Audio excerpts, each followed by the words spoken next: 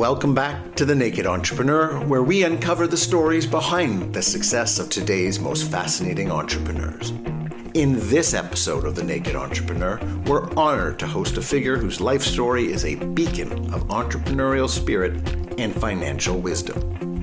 Introducing Michael Lee Chin, a visionary investor, philanthropist, and self-made billionaire with roots in Jamaica and success that spans the globe. Michael's journey began modestly, but with ambition and determination, he transformed his early experiences into a foundation for remarkable achievements. As the founder and chairman of Portland Holdings, Michael has made an indelible mark on the financial services industry, championing the principles of wealth creation and inclusion. Michael's investments are diverse, ranging from telecommunications to healthcare, all underpinned by his belief in the power of ownership and long-term value.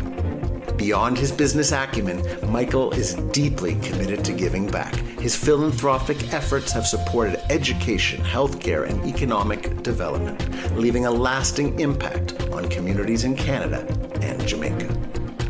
With honors that include being named to the Order of Ontario and the Order of Jamaica, Michael's contributions to business and society are both celebrated and inspiring. Join us now as we explore the insights and experiences of Michael Lee Chin, a true testament to the power of vision, perseverance, and generosity. Welcome to The Naked Entrepreneur. I'm Dr. Sean Wise, and today I'm joined by Michael Lee Chin, Chairman and CEO of Portland Holdings.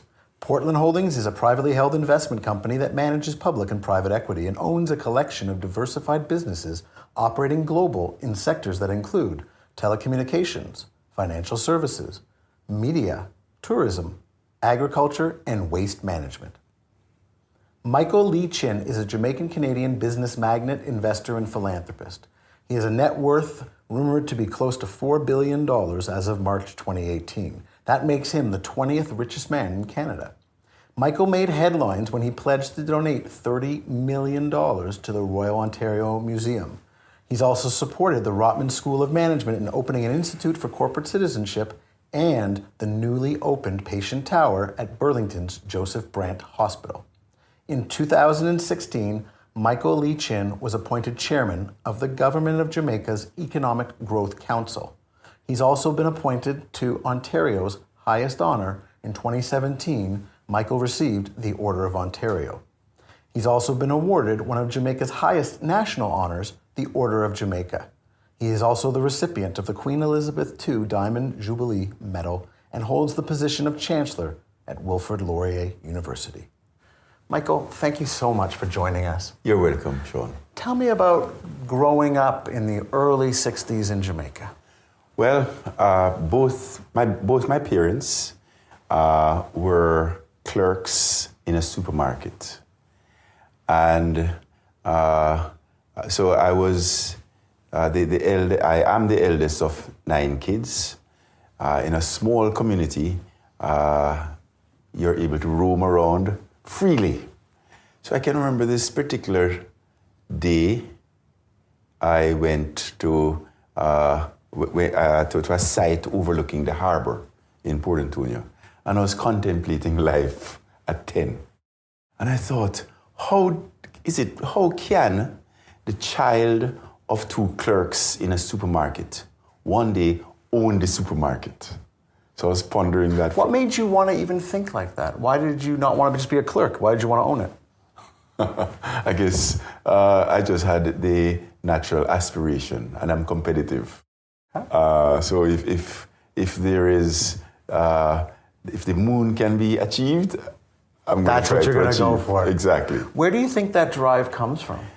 Because at 10, it's already inside you. Yes. Well, I guess I would have seen my parents, and both would have worked 3 jobs, and they were high in values. They led by example. They didn't take shortcuts. They worked hard. As I said, they led by example. And they just instilled that in me, and being the eldest, I felt like I had to take care of my siblings because while they were Well, if they're going to work 3 jobs, then someone has to help out at home. So there was no sibling rivalry. It was just like, this is what you do as the eldest child.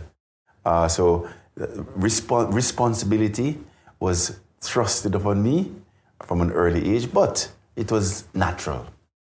I always say that I was fortunate to have gotten my BSc early in life. Now your BSc is? Behind shop counter. You learned from watching, from doing, from seeing your parents in action. And actually, by the time I was 12, they had now they now acquired a store. It was a small store, and we sold shoes, clothing, cloth. Did you help out at your parents' store? Cloth, brassieres, everything. So at 2:30 p.m. every day, my dad he had now gotten a job as a salesman for Singer Sewing Machine Company. Okay. So he was selling sewing machines. So at 2:30 he would leave the store, and I would now take over at 12. At 12? Yes. So in addition to that, my mother was an Avon lady. Okay. So she would go and get the orders, and my job was to go to Kingston, take the bus to Kingston, which was a 3.5 or 4 hour journey to Kingston, to procure the order. And then we'd come back home another 3.5 hours, 4 hours, and then we would segregate what I brought home and make deliveries. So from an early age, I was introduced to responsibility, whether it be family responsibility, taking care of my siblings, whether it be to help in the store, or, as I said, go to Kingston, which is a 3-4 hour trek on one of these country buses. With the windows open and people hanging on exactly. many times. And I can remember, I would have cash in my pocket. So I would tie my pocket from the inside. So pickpockets couldn't take your money. Couldn't take my money, right? So we grew up quickly because we had responsibilities. But it seems like happy times. It seems like you were engaged in the family and you were enjoying yourself. Is that how it felt then, or is that just in retrospect? You know, when everybody is alike, you don't feel in any way deprived. Got it. Right? So, as I said, we were free and free to roam. I didn't see the responsibilities as a chore. It was just what we did. Got it. So let's stay in that time period. It's 1962. You're 11 years old. It's the first day of school, and someone makes an indelible impression on you, Mr. Grosset. So tell me about that. So in Jamaica, we go to high school at 11. Mm-hmm. So, and we have to write a national examination. At the time, it was called the Common Entrance Exam. Okay.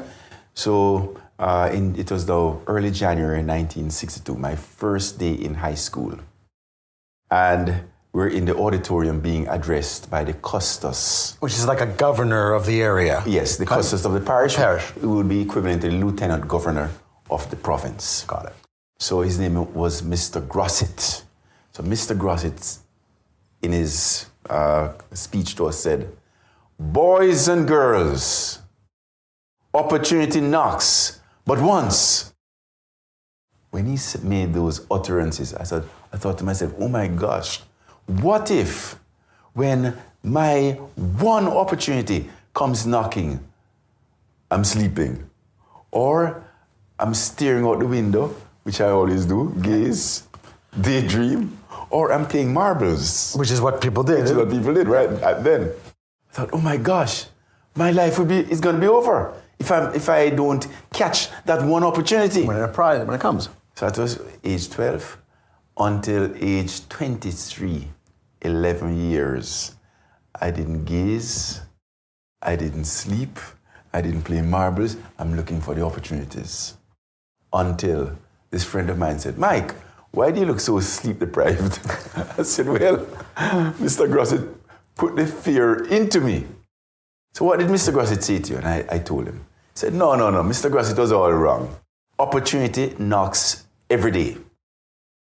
But you have to be in a position to recognize when opportunities are knocking, and secondly, to grasp them. In fact, the Chinese, they summarize it beautifully by defining the word crisis.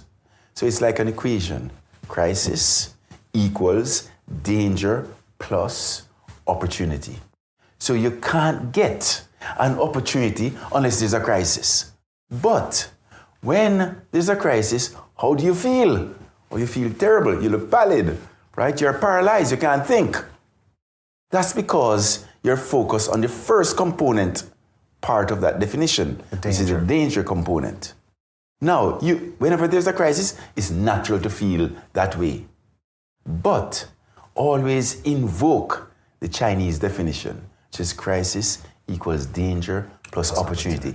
Then what that will do, it will allow you to take a deep breath and then ask yourself the question, where are the opportunities? From this crisis. From this crisis. Okay, so you're 23, you realize you should have slept more, you could have gazed more. What is the first crisis that you find opportunity in at that age? When is it that the idea, the concept really come to work for you? So at 23, I had gone back to Jamaica, having graduated from McMaster as an engineer. So in 76, I was now 25. I came back to Canada to look for, to start my career. I'd gone back to Jamaica. I've spent 2 years working for the government because I was on a scholarship. Got it. So I came back after the 2 years stint were completed. And now I had to find a job in Canada. So I sent out 100 resumes. Okay. I got 100 rejections. What kind of jobs were you applying Civil for? engineering. Civil engineering. So okay. there must have been a recession for civil engineers at that point in time. So I had 3 job offers. One was to be a long-haul truck driver. The second was to be a soap salesman for this pyramid scheme company. Yeah. And the third was to become an investment salesman selling mutual fund for Investors Group. How did it feel? You had gotten a civil degree, you'd come to a country like Canada, you dealt with the winters, you had learned, you competed, you're wearing an iron ring, so you were successful. And now, instead of working in your chosen field, these other options come. How do you make sense of that? It was a low point in my life in terms of confidence. Okay. When you are out there trying to get a job and you have 100 rejections, that was, to me, the lowest point in my career. But out of that came an opportunity. So it was a crisis. That was your crisis? Yes. But at the time, I didn't realize that the opportunity was, it gave me an opportunity to really think outside of what my natural, normal trajectory would have been. Because at that point, you were thinking about being a civil engineer. That's Civil what you engineering. trained for. It's a good job. It's a profession. I get paid regularly. And that's what I was trained for, etc., etc. So I took the job as a salesman selling mutual funds for Investors Group. Okay. So at 20, this was 1977, May of 1977. So at 20, I was 26 years old, and at 26, as an immigrant, you know no one who has money. So who are you going to sell to? Exactly, who am I going to sell mutual funds to? So this particular Sunday, they sent me to training school for 5 days, Monday to Friday, came back. I was on the following Monday morning, I was now supposed to go out and sell. After your big training. Exactly. So on Saturday, my blood pressure went up to, I guess, 200 over 100, right? It just was off the chart. I was nervous. Monday's coming, and I have no one to see. I don't have a client list, a prospect list. So Sunday, even more nervous. My mom was coming to visit with me. So I went to Pearson to pick her up, and the flight was late. So I thought 2 hours late. So I thought it was May, so it was spring. So I thought, what am I going to do with the next 2 hours? And the foremost thought on my mind was, where am I going to get prospects to see? That's what you were thinking about. Right. So I thought, okay, let me go and just drive around the neighborhood.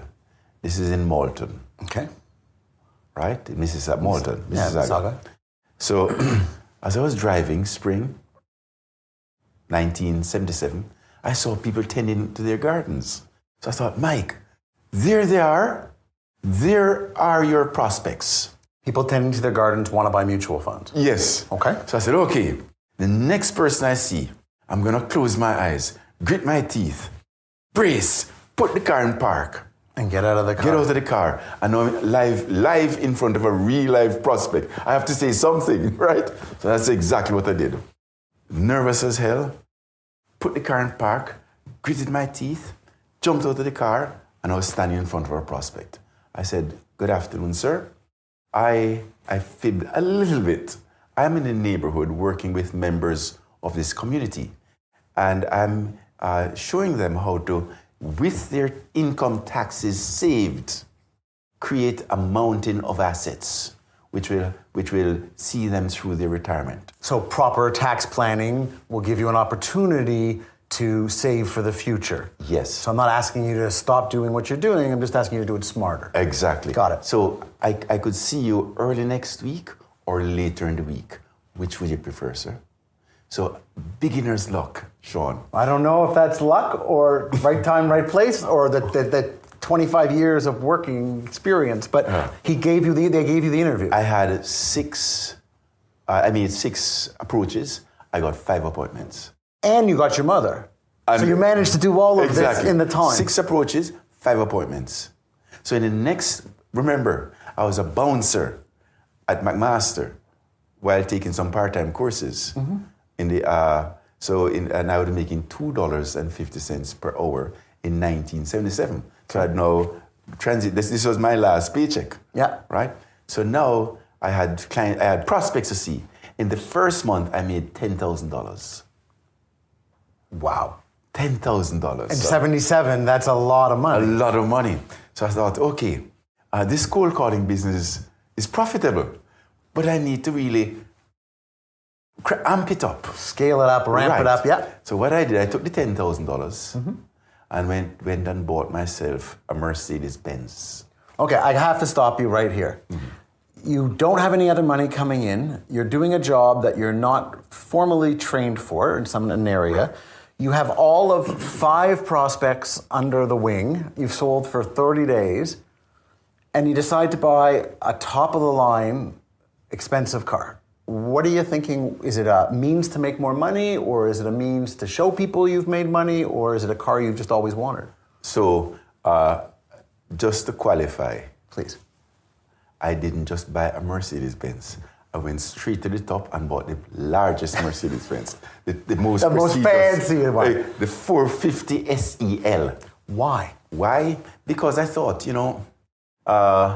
I needed to differentiate. I need to differentiate myself. And you don't see every day a young immigrant, a young black person, driving around in a big Mercedes, approaching you to buy. Not in the 70s. In the 70s to buy investments. Okay. So that was my first lesson in one of the three important characteristics of a successful professional and a successful business. So there are 3 criteria, 3 approaches for a successful business, successful professional. And they are? And the first one was you have to every day work on differentiating yourself in the marketplace. I didn't realize it at the time, but I instinctively thought, I need to create some distinction. You didn't think being the only black immigrant driving a Mercedes at Investors Group was enough of a distinction? That was increasing the distinction. Oh, got it. Right? Okay. So what that would do, it would build curiosity. How does he get the Mercedes? Exactly. He must know what to do when it comes to investing. Exactly. Maybe I should listen to him. Exactly. So that's the first. Okay. But now later in life, when I was able to look back at my career and analyze, to analyze what were the characteristics that made me different. Okay. The first made me a true professional. The first was I differentiated myself, and it was something that was topical in my mind. Okay. I have to play on my differences. You got to turn into them. You got to make them the reason people come to you. Exactly. Not the reason people go. So the first thing I had to contend with was my accent. I'm a Jamaican selling mutual funds to Canadians. My accent is thick. What am I going to do with this accent? Okay. Am I going to drop the accent and take speech therapy? Or watch a lot of TV and try to copy what they say. Yeah. Or am I just going to say, well, I want to be the best me I can be. And the best me I can be is who I am. So the accent stays. Perfect. So it was part of also the differentiation.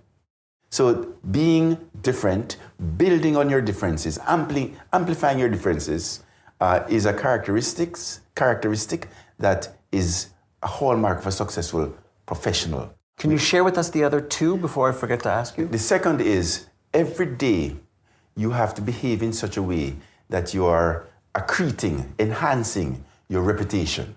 Every day. Every day. Increase your reputation. And so in other words, you do nothing to sully it at the worst case, and everything to advance it. So, and the three aren't necessarily in priority order. Okay.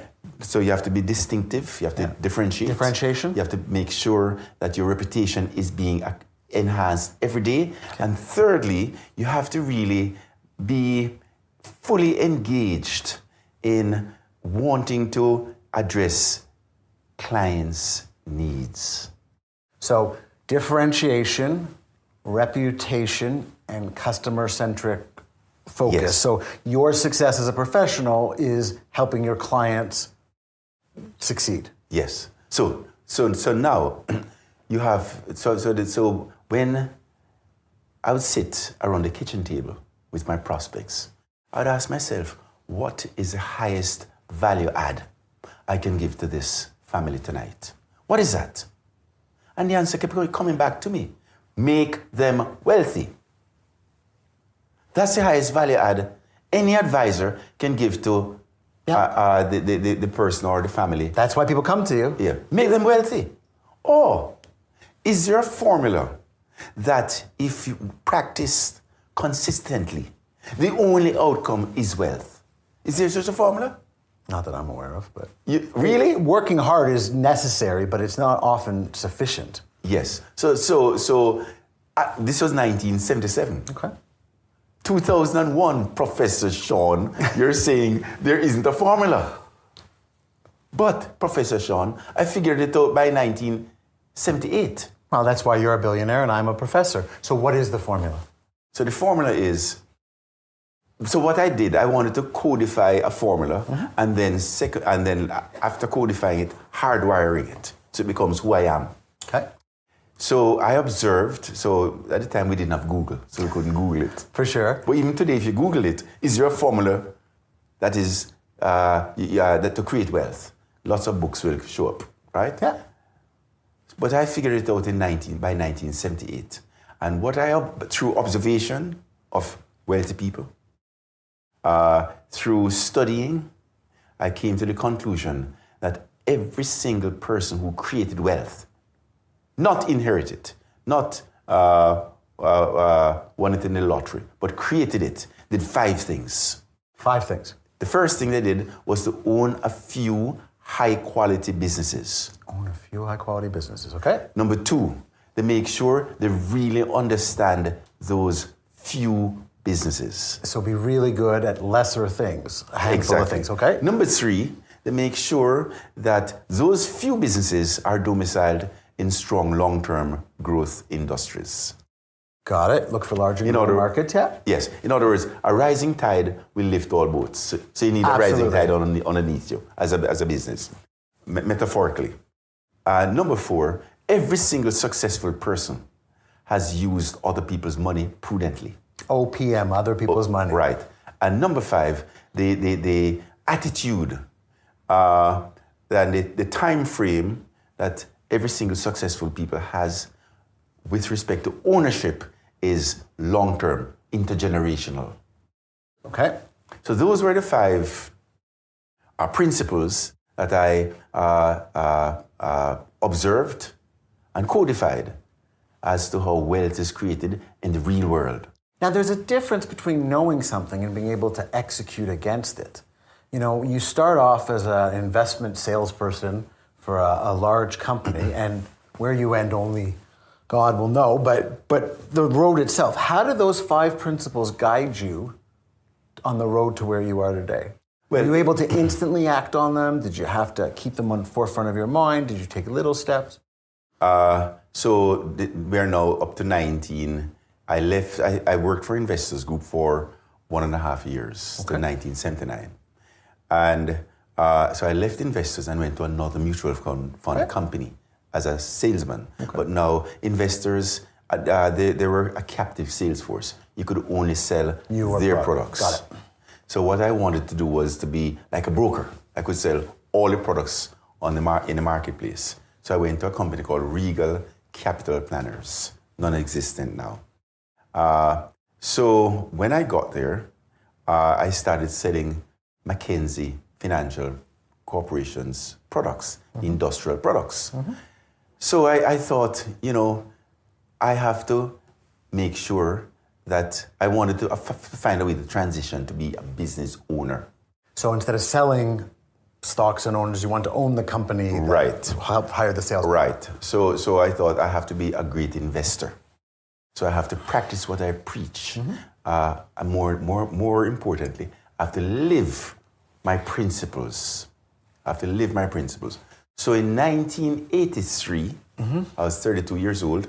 I went out and I borrowed $500,000, 500,000 in 83, to put into one stock, McKinsey Financial Corporation. Now that stock turned out to be such a good move. Yes. And in 4 years, it had appreciated to 700%. It had gone from yes, exactly. So it went from $1 to $7, 600% appreciated. So 600% right. appreciated. But you were still borrowing the money, so there was a little cost of capital, but so insignificant. Insignificant. Was this your first home run? Was this the first time that you said these values actually work? It's not just a theory. I just made $3 million or $4 million. No, because at the same time I had also bought Berkshire Hathaway. Because Berkshire Hathaway met those 5 criteria. For sure. Warren Buffett's McKinsey met those 5 criteria. So what implicitly I was doing, I didn't know it at the time because I was just living it instinctively. Yeah. The ideal situation is to be consciously competent. Consciously competent. So therefore you want to be conscious as to what it is you're doing when you're doing it. But you can only get to that state when you observe your behavior in retrospect. Yes. So in retrospect, what I was doing was governing my life, but intuitively, what I knew I had to do to become eminently successful, was to be a disciple of something. Okay. In other words, every eminently successful person is a disciple of something. I wanted to define for myself what that something is. Did you want to create it? Did you want to swipe it or steal with integrity, pride everywhere? Yes. Did you want to copy it from an existing person? How did you find that approach? So the first thing you have to do is you have to be conscious that you want to be a disciple. You want to be a disciple of some cause, because when you're a disciple of some cause, it will give you passion, which is the fuel needed to get you through air pockets. When you hit air pockets, it's your passion. The turbulence. And you can't be passionate unless you have a cause that is in your pathology. Okay, so your cause was? My cause was, I'm going to be a disciple of these 5 principles. Got it. I'm going to live them, I'm going to lead by example, and by demonstration, people are going to say, well, I believe. Now, you made this move to ownership around 1987 when you acquired a company called Advantage Investment Counsel. Yes. when it started, I don't want to be too on the nose here, it had less than $1 million of assets in management. And yet, under your leadership in what looks to be about 15 years, you turned $1 million of assets into $10 billion of assets. That's no small feat in 15 years. What do you attribute the keys to that success? Well, firstly, having the framework. How is wealth created? The 5 laws. I thought, I'm selling mutual funds. Mm-hmm. Why do people buy mutual funds? They buy mutual funds to create wealth. So now let me test the generic mutual fund product against the framework, the background of these 5 principles, mm-hmm. to see if the generic mutual fund product would pass or fail. Okay. So do they own a few high-quality businesses? Do they really understand those businesses? Are they long-term growth industries? Are they things? These 5 exactly. And I thought, on each of those 5 counts, your mutual fund, your generic mutual fund would fail. It fails 5 out of 5. So I thought, this is crazy. It's either I am out of my mind, I'm not thinking clearly, or an entire industry is dysfunctional. Because your typical mutual fund has 200 companies. Mm-hmm. How can you understand 200 companies? Impossible. Exactly. If you own 200 companies, are you sure you have 200 crackerjack CFOs to make sure you're using other people's money prudently? Properly. Are you sure the 200 companies are in strong long-term growth industries? Can't be.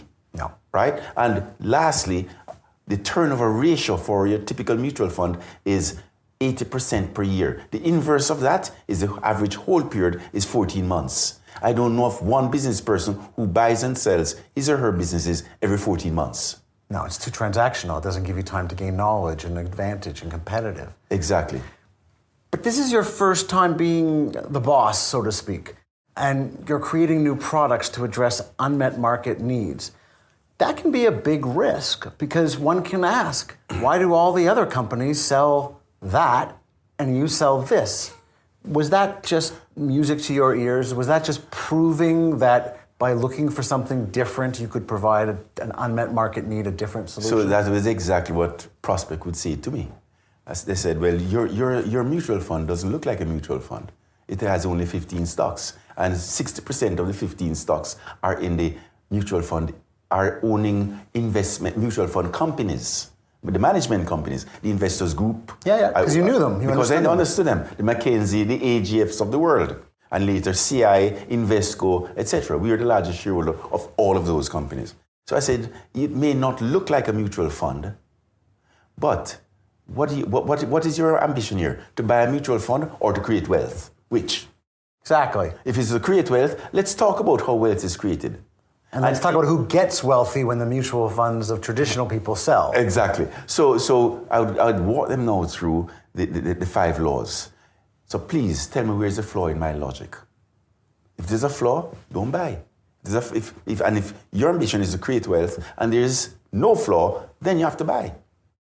But more importantly, you now have a tool that can guide you when anyone asks you to come and say, look, I have a great investment for you. All you now have to do is say, hold on one moment. Let me take out Michael Eachin's 5 laws and see how it stands up. 5 characteristics. I need 5 tick boxes. That's all I need. And the proof really is both in the number of people who gave you their future wealth, which is a real trust when someone gives you their children's inheritance, but also your results. I tried to find 15-year returns for that time period.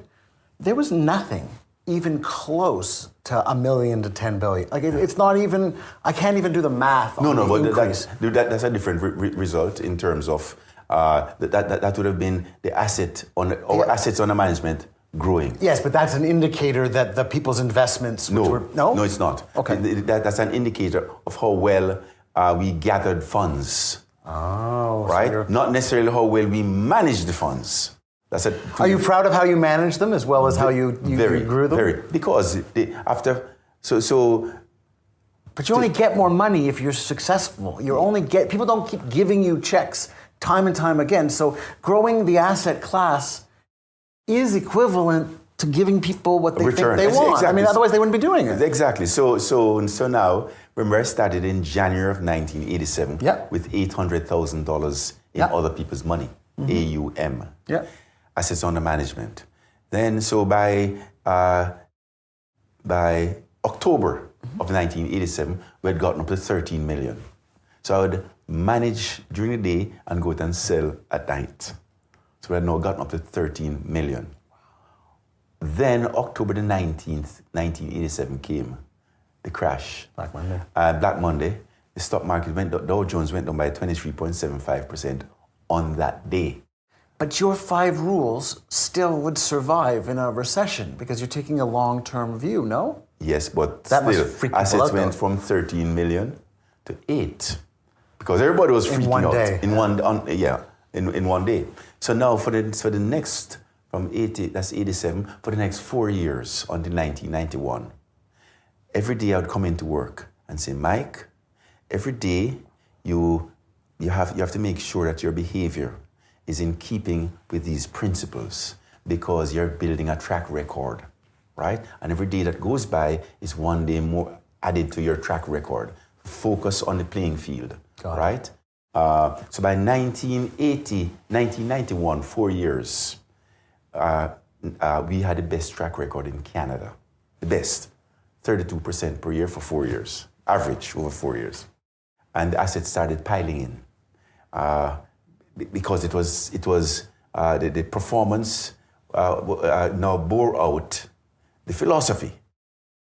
And I kept going, I kept singing the same song. It didn't change I didn't when the change market the message. changed. Yeah. I didn't change the message. I was consistent in my behavior. Because the fundamentals didn't change. The fundament. So it was an opportunity for people to buy because there was this dissonance between what was happening in the marketplace and what was really happening in the companies themselves. Well, a financial crisis gives opportunity. Yes. Right? Because you can buy low, you can be contrarian, you can do a lot of good things in a down economy. But you will only realize it's an opportunity if you have a framework that is absolute. Totally agree. Right? So your framework has to be absolute. So later when I'm in life, when I started observing, I as I said, I try to codify and hardwire. I came to the conclusion that to be successful requires another set of dogmas. Number one, you have to live your life based on a set of frameworks that are absolute. In this case, the relevant one was the 5 laws. I wouldn't change. I'll be a martyr for those laws. So number 2, you have to be able to control your emotions. So when the market is crashing, you still have to be able to control your emotions. And the only way to control your emotions so that you can make decisions that are consistent. The only way to control your emotions is if you have a framework that is absolute, a value system. And you always return to it. And you always go back to it, irrespective of what's happening around you. Sunshine, rain, Yes. winter, you just stick with what you believe. It's your religion, right? Yeah. And number 3, the third thing we need to be successful in life or in business is we need access. Tell me about access. You need access to people, opportunities, finance, Resources. healthcare, right? So let's not revisit what I just said. We need, to be successful in life, we need a framework that's absolute. We need to be able to control our emotions. And thirdly, we need access. Forget about investing for a while. Let's talk about life. Okay. You could have 2 out of 3. You have the best framework. You're religious. You follow it every day. And secondly, you control your emotions because you have A framework. a value system, a framework. But if you have no access, you won't be successful. True. Right? If you have no access to healthcare, you're gonna die. Right? Yeah. So not only do you need to know framework, control emotions, and access, 2 out of 3 isn't good enough. Just like 4 out of 5 isn't good enough for you to invest. Exactly. You have to have all 3 out of 3. So most people don't know that they need a framework, control emotions, and access. So they're unconscious. So if you don't know, you won't it is impossible to know that you, not only do you need to know, you need to have be conscious about all 3 out of 3. You can 2 out of 3 doesn't cut it. Doesn't work. Right? Let's go back for a second and talk about something that I know you're passionate about, and that is coming to Canada.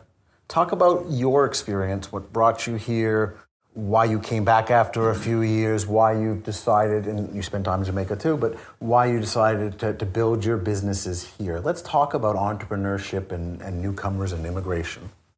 So I'd gone back to Jamaica, as I'd mentioned earlier. But you went to school in Canada. I went to university, engineering school. Why? It wasn't for the weather? No, because I wanted a different experience other than a Caribbean experience. Okay. So I came to engineering school at McMaster. Went back, got married to a Canadian, and after 2 years, she wanted to come back to Canada. So I thought, I can make it anywhere. Mm-hmm. So I came back to Canada, and hence, this was 1976. In 77, I started in my professional career. So, as I said, I had to cold call. But cold calling was a function of having a framework, right? And therefore, I had content to share, and I had passion. When you believe in whatever cause, people will feel your passion. They'll hear it, they'll taste it, they'll smell it. And they'll want to be part of it. And they'll want to be a part of it. So as an entrepreneur, we have to find, I had to find what my passion was so that I could deliver my content in a way that will be 5 cents. Yeah, and also differentiate you and be a long-term thought. So why do you think so many newcomers, so many immigrants to this country and to many countries become entrepreneurs? We have no choice. We couldn't get a job. See, that's really, I totally agree with you. People make the mistake thinking entrepreneurship is a science or an art or a magic. It's a choice. You get up every day and you do what needs to be done. And some people call that entrepreneurship, and some people call that hustling, and some people call that living. So is that foremost on your mind when you go to hire people? Do you look at what's driving them? Do you have a prevalence for locals versus new people? How do you see entrepreneurs and newcomers in this country? So, very good question. Because at Regal, when I was a branch manager in 1979, so I was 28. Mm-hmm. So I know Mr. Rockwell, who was the founder, owner of Regal, he said, I don't have a presence in Hamilton. You can be the branch manager. So I now needed to recruit other advisors and train them. So what were the qualities I looked for? Mm-hmm. Number 1, hunger. Hunger. You have to have fire in your belly. You have to be hungry. And that comes before intelligence, access, hunger. Yes, hunger. You have to have fire in your belly. You need to have the propensity or the willingness to take risk, right? And I'll explain that to you. So hunger, risk-taking, you have to be outgoing, right? I was not naturally outgoing. Mm-hmm. No one would be able to tell today. What I had to do, because I was an engineer, mm-hmm. and selling was not in my line of sight. Nor did I know anyone who was a professional salesperson. Yeah. So, but I thought, I have to be able to become a great communicator. I have to become a great communicator. So, there's another set of 3 principles, dogmas, that I hold near and dear. They are, if you want to be successful, number 1, identify a role model. Who before me has had the best outcome in the world in this endeavor? Identify a role model. Number 2, kneel at the role model's feet and get the recipe from the role model. Role model, how did you do it? I'm speaking metaphorically. I understand. And thirdly, don't put your thumbprint on the recipe. Execute the recipe faithfully. Right? Okay. Role model, recipe, execute. So, my role model, right, in terms of business was Warren Buffett from 1978. That's well before he's a global phenomenon. That's well before his 30 years of track record. Yes, and I'd go to Omaha, and there were 100 of us at the Orpheum Theater in the early 80s. So that gave me a beacon. So we need role models. Role models are important. So now in business, so getting back to the qualities that you look for, yeah. Perseverance because of hunger, passion because of belief, right? Being able to, so now in my case, I was not a good communicator, but I wanted to become a good communicator because I noticed that every single really successful person, they're excellent communicators. So I thought, how do I go from being a terrible communicator to a reasonably good communicator? So role model, who is a role model for being the best communicator? The mime artist. The mime, like the wall? Like exactly, the mime artist. Because the mime artist doesn't speak to you.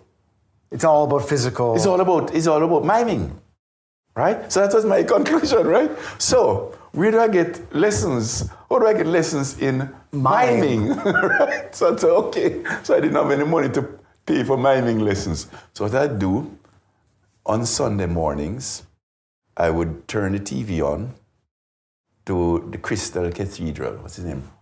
Dr. Robert Schuller. Crystal Cathedral. And he's an excellent communicator. Top notch. Right? So turn the TV on, turn the sound down, volume down. And just watch his behavior.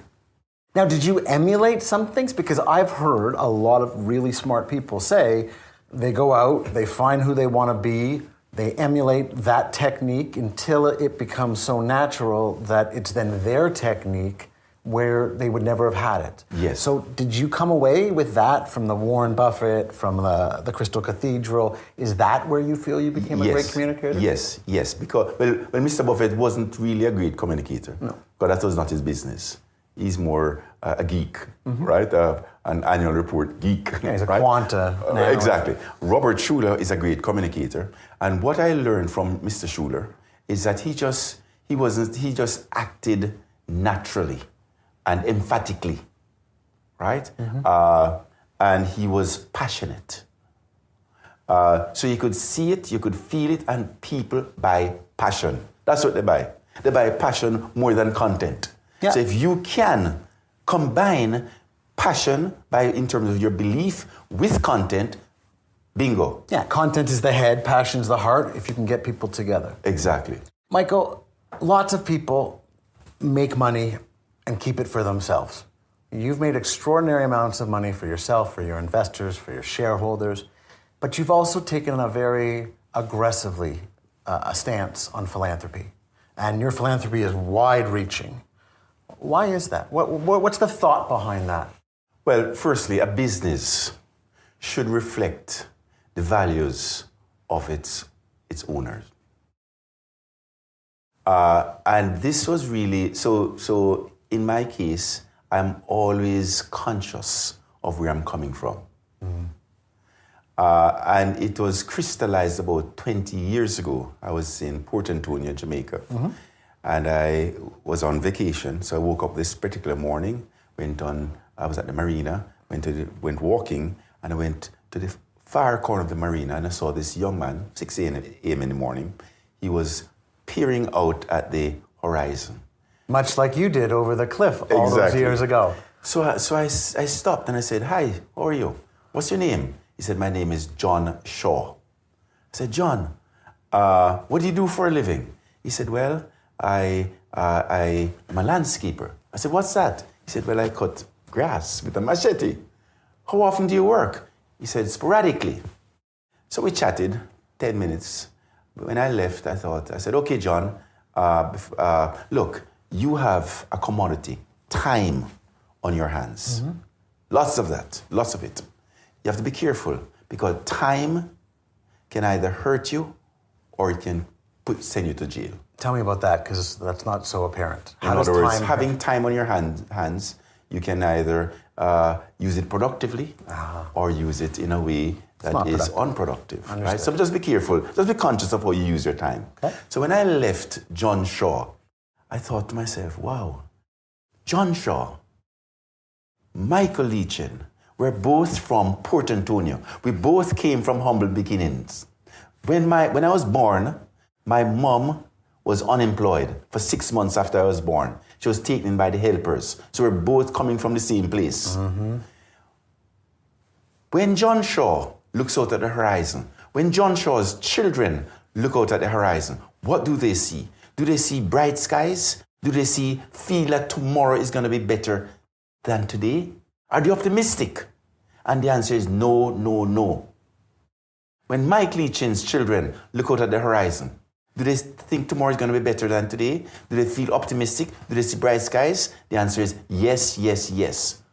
What's the difference between Michael Leachin and John Shaw? It's only by the grace of God. Wow. Pretty impactful. Wow. Mike, you are an unlikely statistic. What are you not going to do? You have a podium. You have a podium. Podium because of your success. How are you going to use this podium? Because at the end of the day, whether they make a billion or 10 billion or a million, it doesn't matter in terms of how you feel as a human being. Once you have made enough, it doesn't accrete incrementally anymore to how you feel as a human being. What will impact you as a human being is what you can do to uplift others. So that John Shaw story crystallized it for me. How am I going to use my resources to uplift others? Oh, you certainly are. Now, Michael, we're going to have to wrap up, and we're talking about role models, and I have no doubt that you are a role model for so many. You just have to Google you and look at the YouTube videos of people talking about what you mean to them. You've had a chance to sit down with luminaries like the Oprah Winfreys of the world, President Obamas of the world, and you keep up with them just fine. What advice can you give students watching this that are in that first phase of their career? They may not have found their passion yet. They may not have found what they're extraordinary at. They may be just developing as human beings. What message would you like them to take away from your story? That success in life is about a process. There's a process.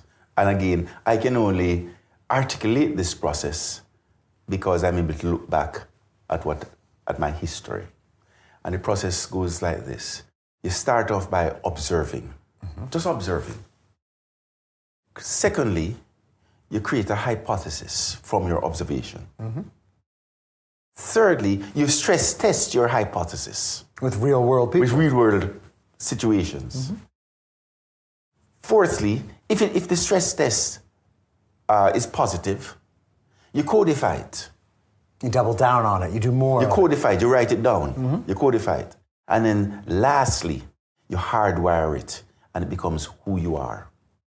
Well, who you are is a fascinating person and a wonderful role model. Well, Michael, thank you for sharing your fascinating story. I'm sure you will continue to inspire. I'm Dr. Sean Wise. Thanks for watching The Naked Entrepreneur.